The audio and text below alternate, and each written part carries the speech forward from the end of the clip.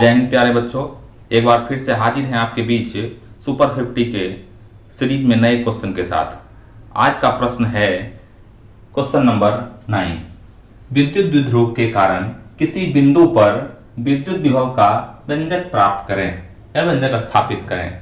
यानी कि इससे पहले हम ज्ञात करते आए हैं कि किसी द्विध्रुव के कारण किसी बिंदु पर विद्युत क्षेत्र की तीव्रता का मान ज्ञात करें। आज हम देख रहे हैं कि किसी द्विध्रुव के कारण किसी बिंदु पर विद्युत विभव का मान ज्ञात करें।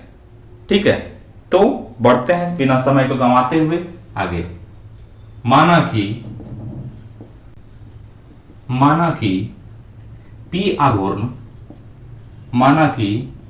P आघूर्ण वाला एक विद्युत द्विध्रुव है।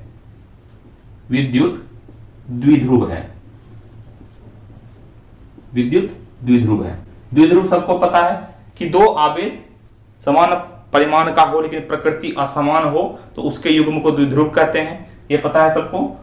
चलिए, विद्युत द्विध्रुव है जिसका ऋण आवेश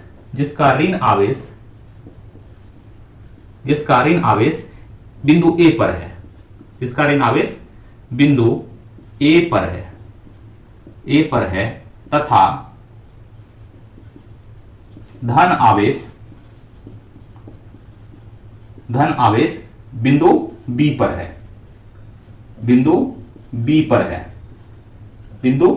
है। ठीक है, सिंपल है कि एक द्विध्रुव है इसका ऋण आवेश जो है बिंदु ए पर है, धन आवेश बिंदु बी पर है। यानी कि आवेश दोनों का परिमाण समान है लेकिन प्रकृति असमान है, उसी को कहते हैं द्विध्रुव। अब दोनों आवेशों के बीच की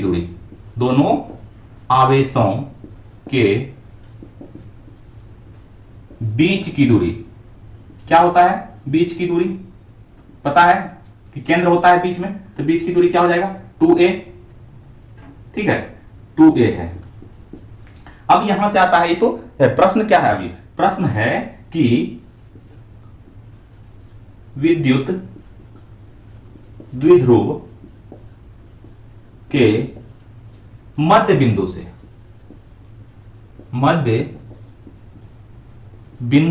से r दूरी पर, कितना दूरी पर? r दूरी पर एक बिंदु स्थित है। r दूरी पर एक स्थित बिंदु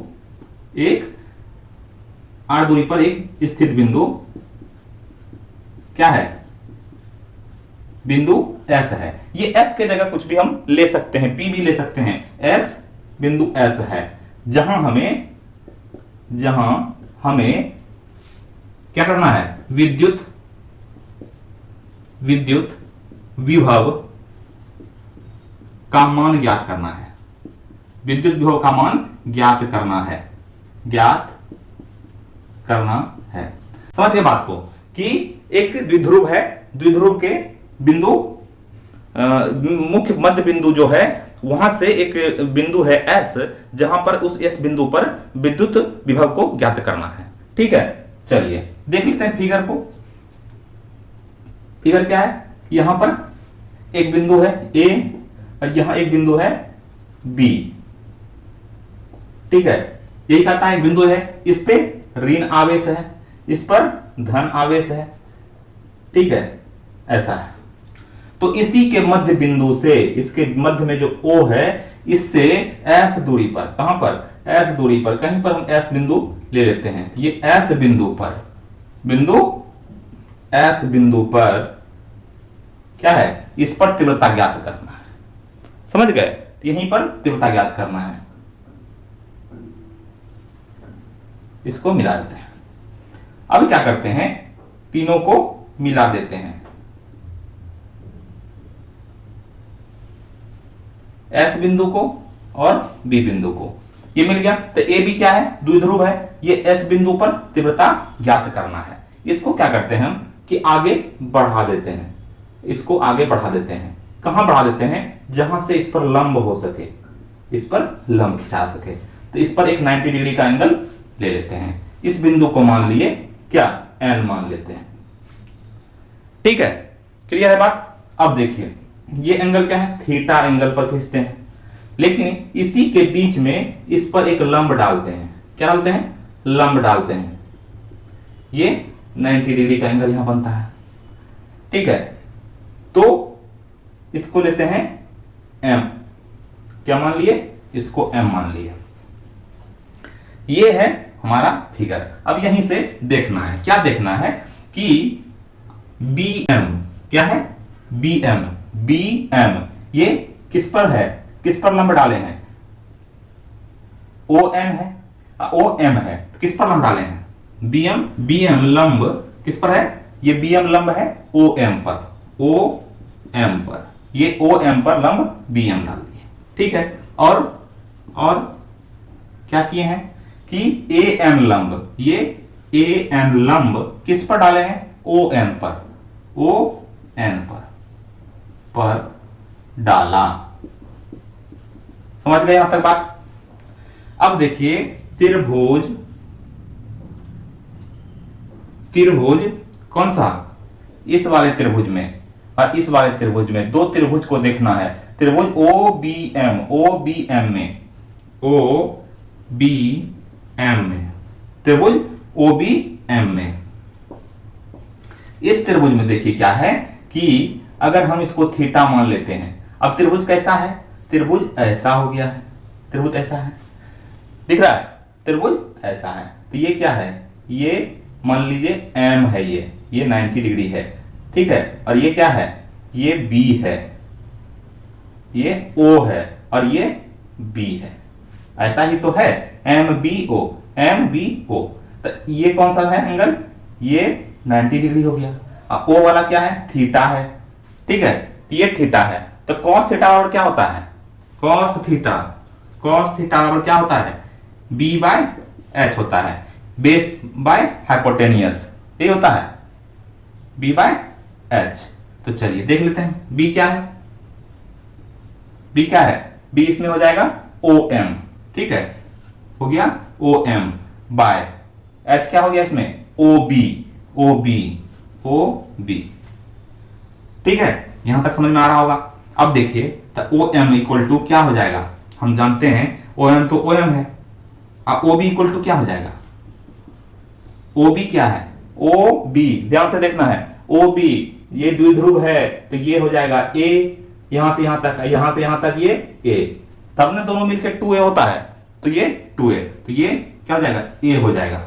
OB क्या हो गया, A हो गया। तो क्रॉस मल्टीप्लीकेशन कर देते हैं। ठीक है, क्रॉस मल्टीप्लीकेशन करेंगे तो क्या हो जाएगा, OM equal to A cos theta. यहां तक सबको समझ में आ रहा होगा। ये OM, इसका वैल्यू क्या निकल गया OM का, A cos थीटा। A क्या है, द्विध्रुव के बीच की आधी दूरी है, मध्य बिंदु से खींचा गया था इसलिए A है। अब देखते हैं आगे। ठीक है,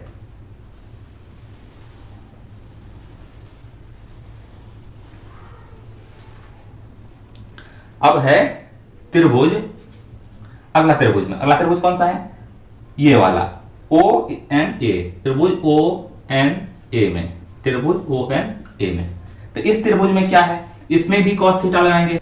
cos थीटा बराबर क्या हो जाएगा, B/H। इसमें B क्या है, इसमें बेस है ON, H क्या है, इसमें H हो जाएगा AO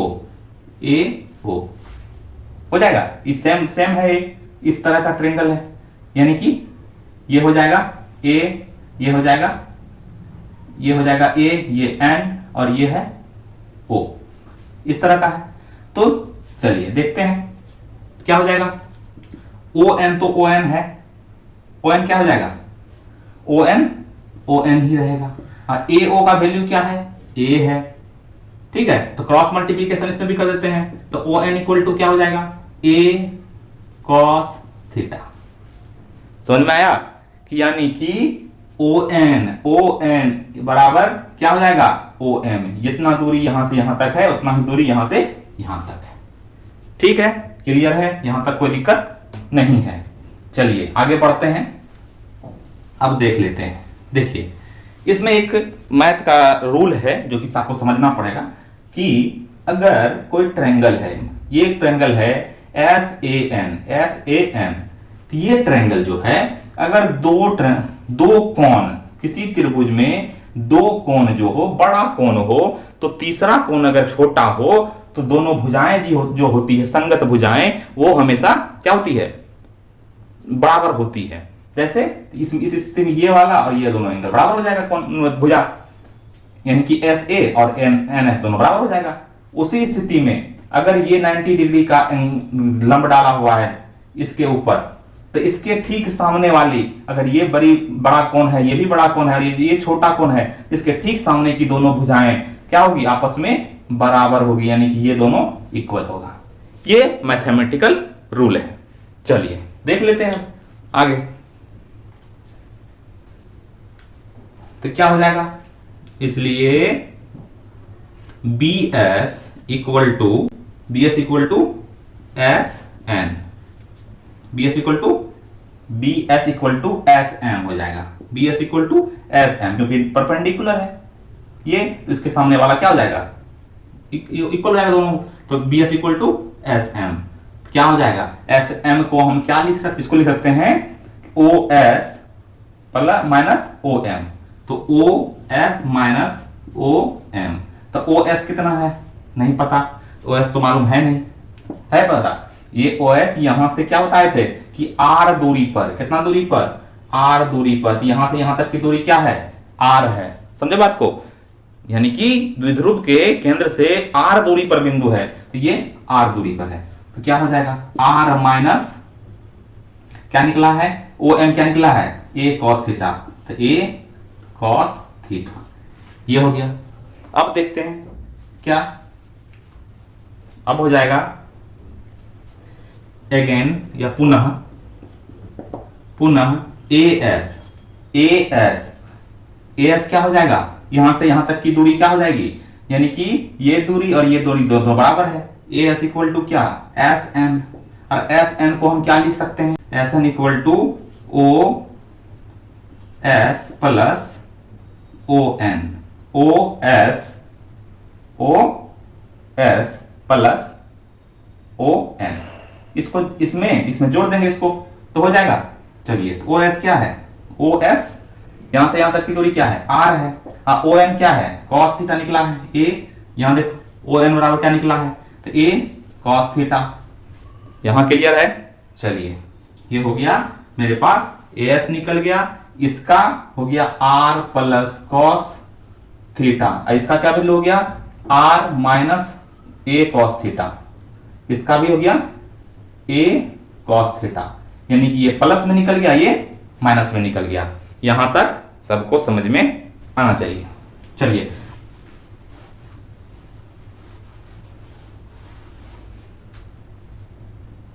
तो क्या हो जाएगा, इसको मानते हैं क्या, इसको मान लेते हैं V2, इसको मान लेते हैं V1, ठीक है। तो अब है यहां ऋण आवेश, यानी कि ऋण आवेश के कारण बिंदु S पर तीव्रता क्या होगा, विभव क्या हो जाएगा, बिंदु S पर ऋण आवेश के कारण बिंदु S पर जो विभव होगा उसका मान क्या होगा, तो V1 इक्वल टू क्या होता है, KQ बाय कुल दूरी, KQ बाय R, यही होता है KQ बाय R, ये याद रखना है अच्छे से, KQ बाय R। तो K तो क्या है, R कितना है, R plus A cos theta, ठीक है। चलिए R प्लस होता, Q क्या है, ऋण आवेश है, तो ऋण आवेश लिखेंगे, यहां समझ में आ गया। अब V1 हो गया, तो V2 इक्वल टू क्या हो जाएगा, K Q by R A minus A cos theta, R minus A cos theta, यहां तक क्लियर है। चलिए तब क्या हो जाएगा, कुल विभव इस दोनों बिंदु के कारण, ऋण आवेश और धन आवेश के कारण बिंदु S पर तीव्रता, ये विभव क्या होगा, तो लिख देते हैं कुल विभव क्या हो जाएगा, V equal to V1 plus V2। तो V1 कितना है, V1 K का वैल्यू लिखते 1/4 pi epsilon naught into Q by R plus A cos theta plus है यहाँ क्या हो जाएगा, माइनस हो जाएगा, क्यों, क्योंकि ऋण आवेश है। अब दूसरा है 1/4πε0 into q by r minus cos theta.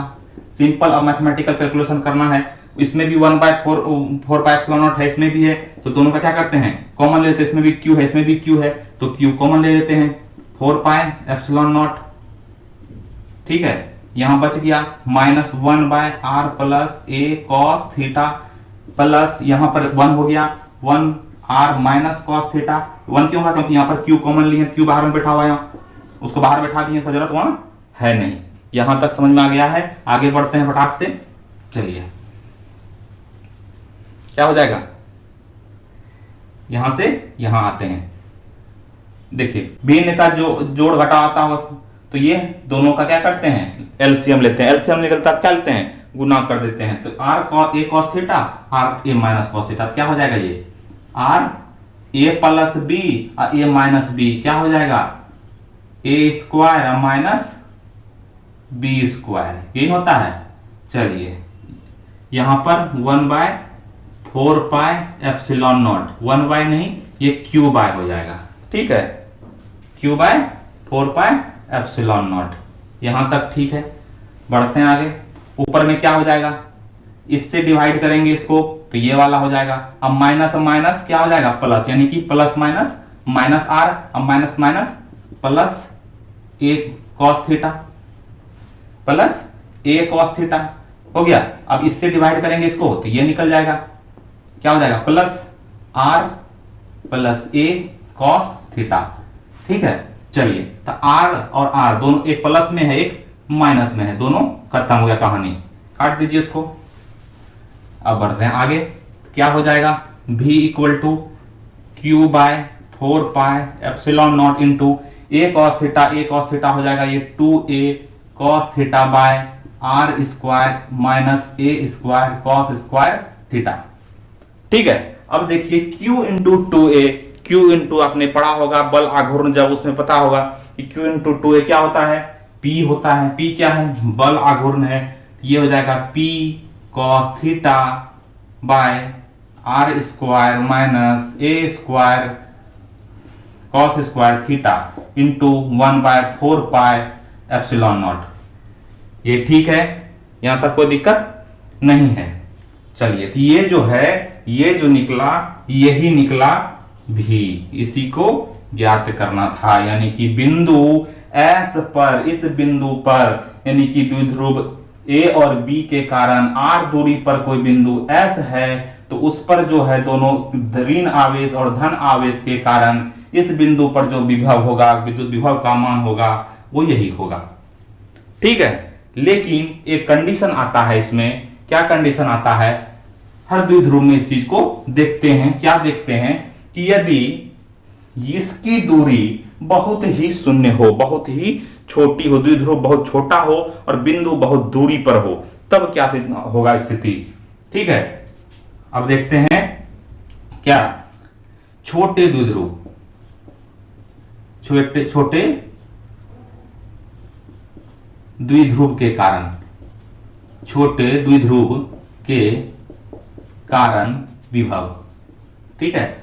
अगर इस दोनों के बीच की दूरी बहुत कम हो और ये बहुत दूर में हो बिंदु S, तब क्या होगा, तब क्या हो जाता है, यानी कि कहने का मतलब है कि A जो है वो बहुत ही छोटा हो, किससे, R से, यानी कि इस बिंदु से बहुत ही छोटा हो, तो उस स्थिति में क्या करते हैं, A की वैल्यू को नगण्य मान लेते हैं, ठीक है। तो क्या हो जाएगा, तब उस स्थिति में भी बराबर हो जाएगा P cos थीटा बाय, इसका वैल्यू खत्म, अगर ये शून्य हो गया तो cos स्क्वायर थीटा भी क्या हो गया, खत्म हो जाएगा, शून्य हो जाएगा।